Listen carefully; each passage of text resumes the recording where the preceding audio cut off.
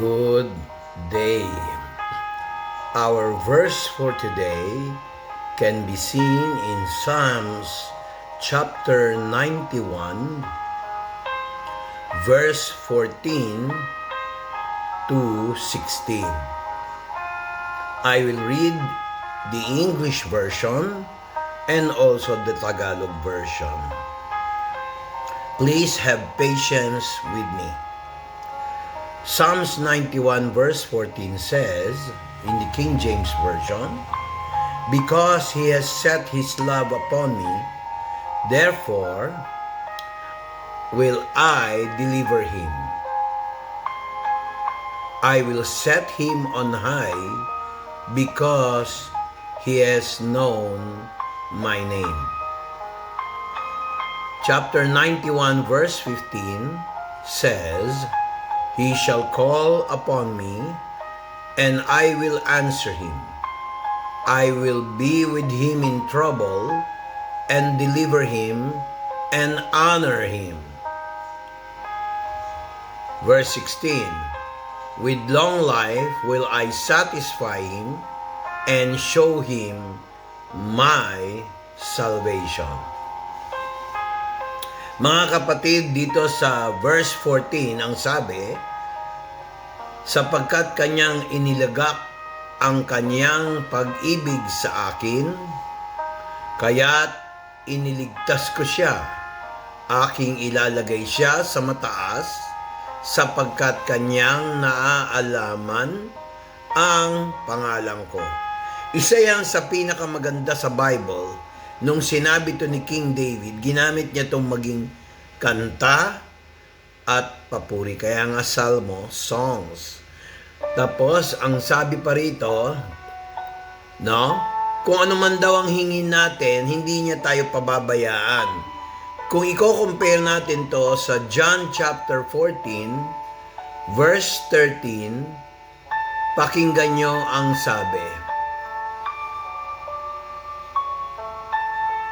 "At anumang inyong hingin sa aking pangalan, yaon ang aking gagawin upang ang Ama, ay luwalhati sa Anak." Napakaganda po nitong promise ng Psalms 91 verse 14. Sabi sa verse 15 ng Psalms 91, "Siya'y tatawag sa akin at sasagutin ko siya. Ako'y sasakanya sa kabagbagaban. Aking ililigtas siya at pararangalan ko siya." Kadalasan ng mga Kristiyano, minsan sinasabi nilang nobody. It's okay to be a nobody, but you know somebody. And no one like God. God is someone. We are no one. Kaya, sabi dun sa John chapter 14:13, naluluwalhati ang Ama pag lumalapit tayo kay Jesus Christ.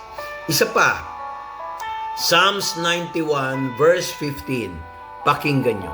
"Siya'y tatawag sa akin at sasagutin ko siya.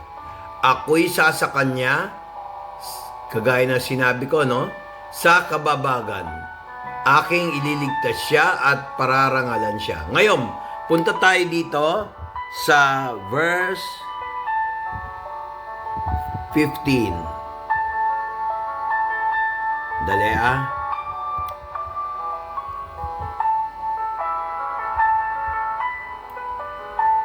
Verse 16 po, Tagalog. Babasahin ko.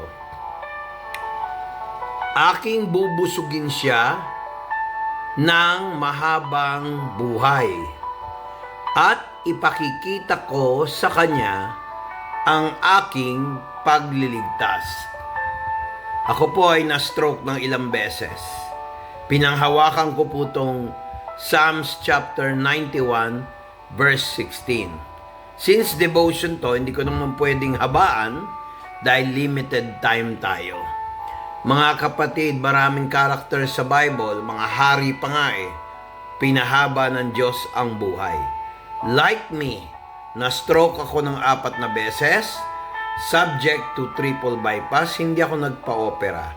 Bakit ngayon malakas pa rin ako? Oo, may maintenance. Kasi ang doktor, ministry rin.